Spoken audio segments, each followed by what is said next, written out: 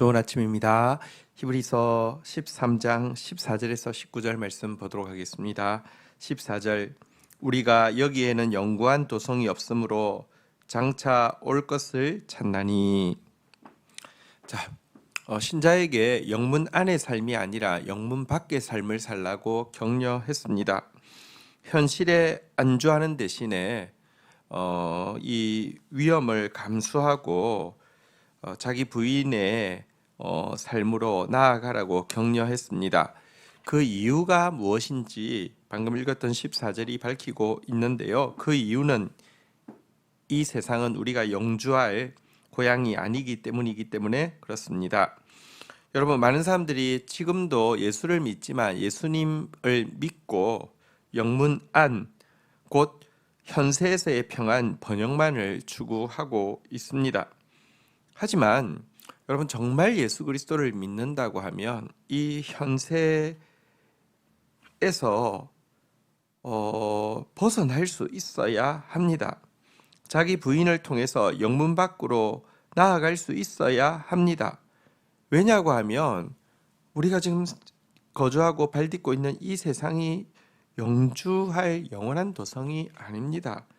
진실로 가치 있고 진실로 하나님의 보상이 있는 삶은 자기 부인을 통하여서 예수님께서 가르쳐주신 그 삶을 쫓아가는 데 있는 것입니다.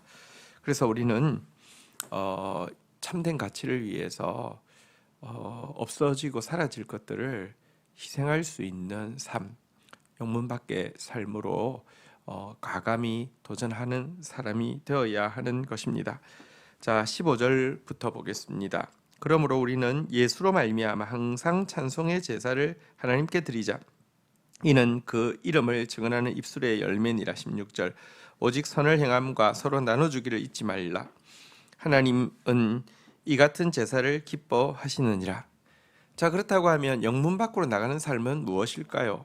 영문 밖으로 나간다고 하니까 나의 그 기존의 틀, 안정, 번영 이런 것들 내려놓는다고 하니까 무슨 큰 무슨 전쟁이나 테러나 이런 곳에 선교사로 가라는 뜻일까요? 일상의 삶에서는 그럴 가능성은 별로 많지 않습니다. 특별히 안정된 사회에서는 더더구나 그럴 일이 별로 없죠.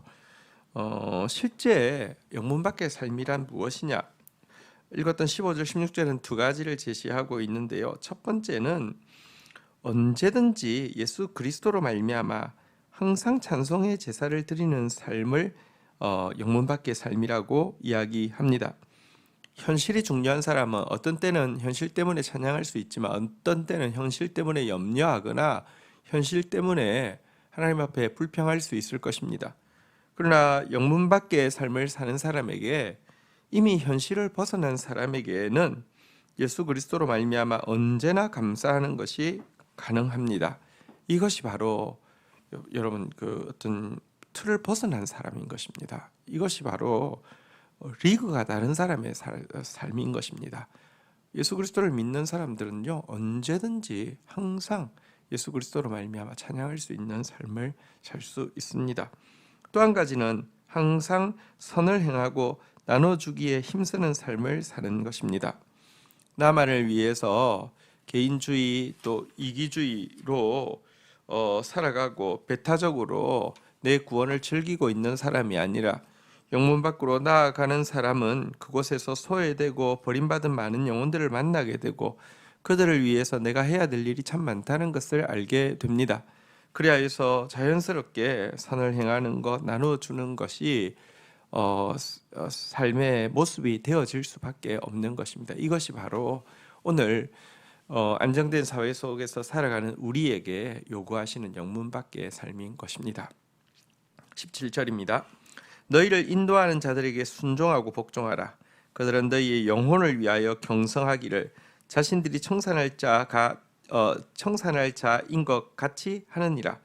그들로 하여금 즐거움으로 이것을 하게 하고 근심으로 하게 하지 말라. 그렇지 않으면 너희에게 유익이 없느니라. 자, 이제 저자는 영혼을 섬기는 목자들에게 순종하고 복종하라는 권면을 주고 있습니다. 순종과 복종은 조금 다른 것입니다. 여기서 말하는 순종이란 기쁜 마음으로 목자의 명령을 따르는 행위를 말하는 것이고요.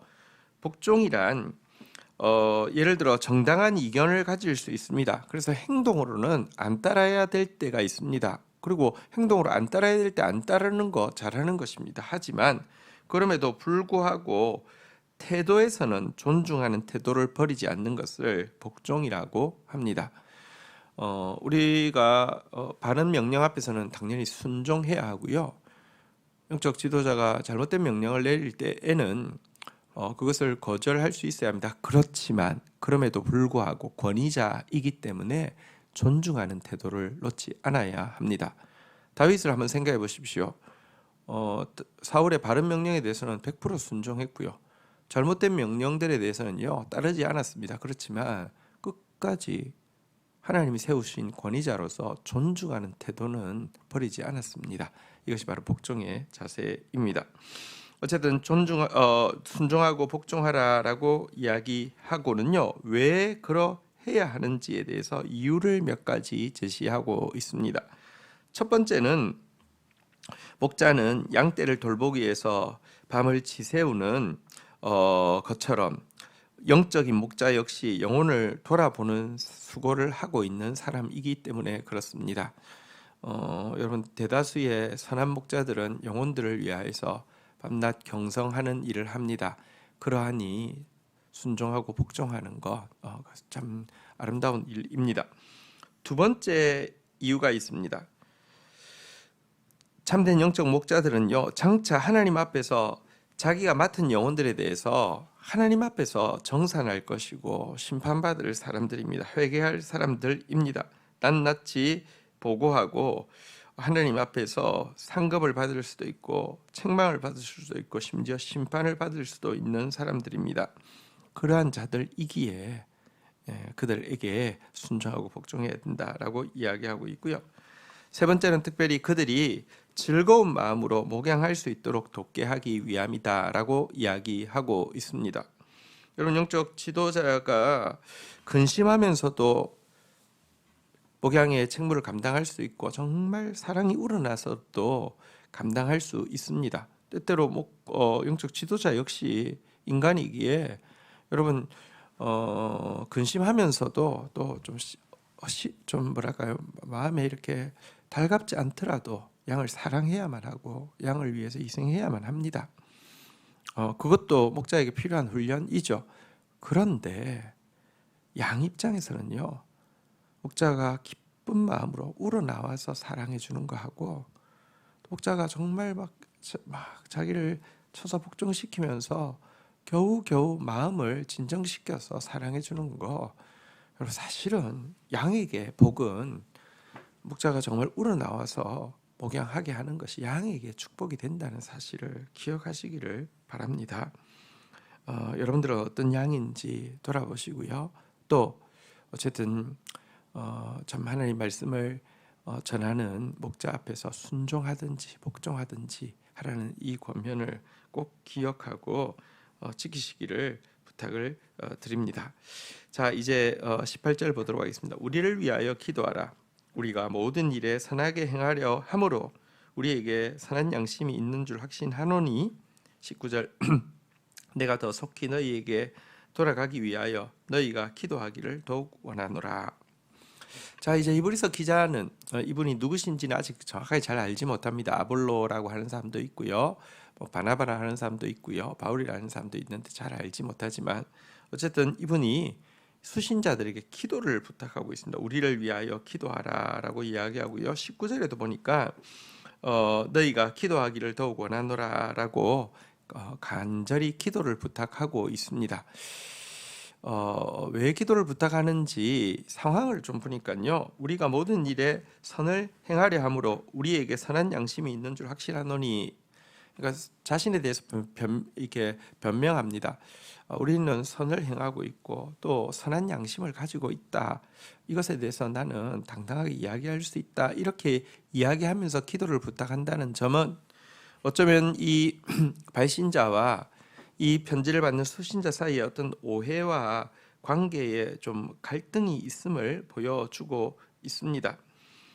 이 발신자에 대해서 이 수신자들이 뭔가 오해하고 있고 그것 때문에 그들의 말을 이렇게 잘 믿지 않거나 대적하려는 경향이 있고 이것 때문에 만남이 좀 어려워서 속히 가고 싶지만 도리어 가는 것이 유익이 안 되기 때문에 좀 지체되어지고 있는 듯한 느낌을 받게 됩니다. 자, 여기서 우리가 관계에 문제가 생겼을 때 어떠해야 되는지에 대해서 좀 생각할 것이 있는데요. 먼저는 관계에 문제가 생겼을 때 자신을 돌아볼 필요는 있습니다. 오늘 이 기록자도 우리가 선한 양심이 있는 줄 확신하노라라고 하면서 먼저 자신이 그 행위에 있어서 정말 선한 일이었는지 혹은 선한 양심으로 했는지를 돌아보았음을 보게 됩니다. 자신부터 먼저 돌아봐야 하는 것이죠. 자, 그런데 내 양심에 거리낌이 없어도 이 문제와 갈등이 유지되어질 수 있습니다. 같은 연약한 인간 사이의 일이기 때문에 그렇습니다. 그때 이 관계를 회복시키는 데 있어서 가장 힘 있는 방편이 무엇인지 오늘 읽었던 본문이 보여주고 있는데요. 그것은 서로를 위해서 기도하는 것입니다. 갈등이 있다 할지라도 서로를 위해서 기도하다 보면 오해가 있으면 풀리게 될 것이고요. 문제가 있으면 그것을 넘어설 수 있는 이렇게 성숙이든지 해결책이 주어지게 됩니다.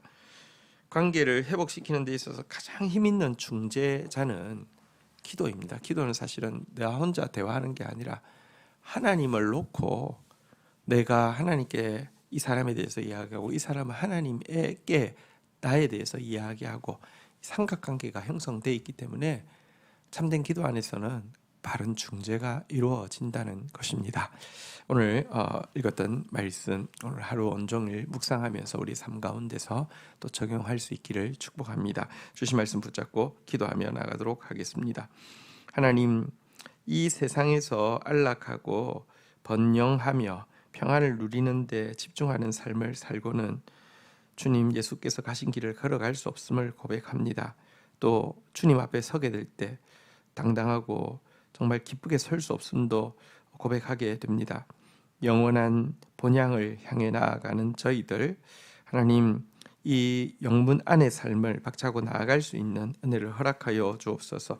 우리 현실이 어떠하든지 상관없이 예수 따라가는 길이기에 항상 찬송의 제사를 드리는 사람 되어지게 하여 주시며 영문 밖에 신음하고 고통하는 많은 사람들을 향하여서 정말 나누어 주고 선을 행하는 데 힘쓰는 저희들 되어지게 인도하여 주옵소서. 우리에게 하나님의 말씀을 가르치고 또 우리의 영혼을 위해서 중보하는 목자를 세우신 것을 인하여서 감사합니다. 또 미천한 종이 그와 같은 일을 감당하게 된 것이 너무 큰 은혜고 영광이고 특권임을 고백합니다. 하나님, 영혼들을 위해서 더 밤낮 경성하면서 기도하기에 부족함이 없도록 도와주시고 사랑하는 성도들 지금처럼 또 더더욱 순종하며 복종하여서 즐거움으로 부족한 종이 또 목양할 수 있도록 또 말씀 가르치는 자들이 기쁨으로 섬길 수 있도록 하는 복스러운 성도들 될 수 있도록 은총을 베풀어 주시기를 간절히 간구하고 소원합니다. 관계에 언제든지 문제가 생길 수 있음을 인정합니다. 이런 상황에서 먼저 자신의 양심에 거리낌이 없는지 정직하게 돌아볼 수 있는 은혜도 허락하여 주시고 그럼에도 불구하고 유지되어지는 문제 앞에서는 하나님 앞에 함께 기도함으로 말미암아 주께서 중재하시고 주께서 오해를 풀어주시고 주께서 성숙하게 하심으로 말미암아 해결되어지는 축복도 누리게 하여 주옵소서. 예수 그리스도의 이름으로 기도 올립니다. 아멘.